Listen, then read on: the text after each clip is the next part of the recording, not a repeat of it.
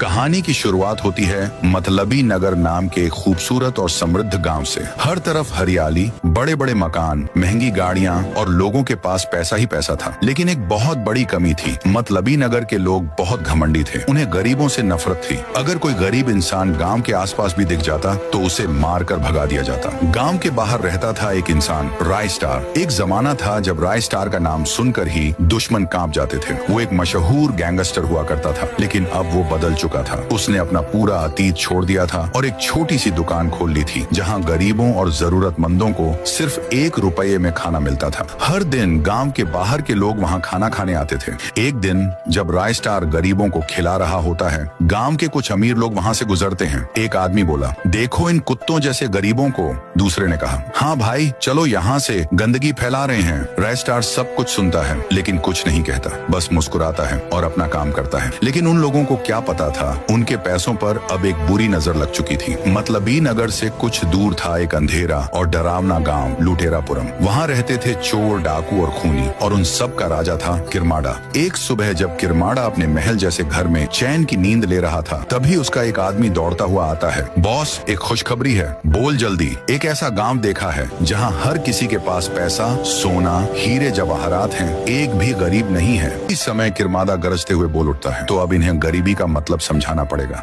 उसी रात किरमाड़ा ने अपनी पूरी लुटेरों की सेना तैयार कर ली। बड़े बड़े ट्रक, जीपें और हथियार लेकर किरमाड़ा निकल पड़ा मतलबी नगर की तरफ। उसी वक्त राय स्टार अपनी दुकान बंद कर घर लौट रहा होता है। तभी उसकी नजर उन बड़ी बड़ी गाड़ियों पर पड़ती है। राय स्टार सोचता है, लगता है कोई पार्टी हो रही है गाँव में। लेकिन उसे क्या पता था, ये पार्टी तो सिर्फ लुटेरों के लिए थी। किरमाड़ा और उसकी सेना ने मतलबी नगर में आतंक मचा दिया। एक एक घर में घुसकर पैसा, सोना, सब कुछ लूट लिया। लोग रो रहे थे, गिड़गिड़ाकर जान की भीख मांग रहे थे। लेकिन किरमाड़ा ने किसी को नहीं छोड़ा। सुबह तक पूरा मतलबी नगर गरीब बन चुका था। उसी वक्त राय स्टार फिर से अपनी दुकान की तरफ जा रहा था। तभी उसकी नजर रोड किनारे पड़ी लाशों पर पड़ती है। वो तुरंत अपनी बाइक से उतरता है। राय स्टार चौंक कर पूछता है, ये सब क्या हो गया, किसने किया ये सब? एक अधमरा आदमी कांपते हुए कहता है, किरमाड़ा और उसके लोग आए, सब कुछ लूट लिया, हमारे पास अब कुछ भी नहीं बचा। फिर पूरा गांव राय स्टार के पास आता है। राय स्टार, हमें माफ कर दो, तुम ही हमें बचा सकते हो। सारी बातें सुनने के बाद राय स्टार कुछ देर सोचता है और फिर एक कॉल करता है। राय स्टार कहता है, भाई